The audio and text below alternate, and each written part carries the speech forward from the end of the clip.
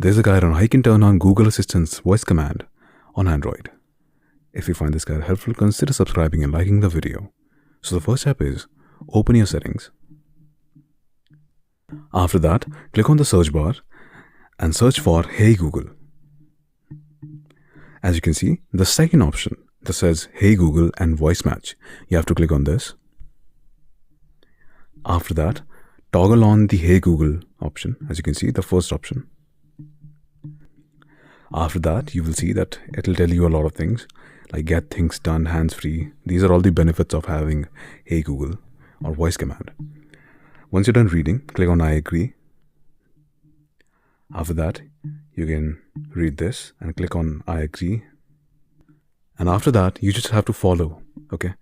For example, it says, Hey Google, help me write a thank you note.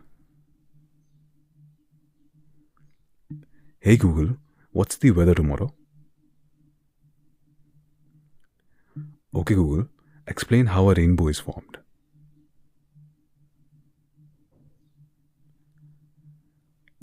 Okay Google, set a timer for 5 minutes.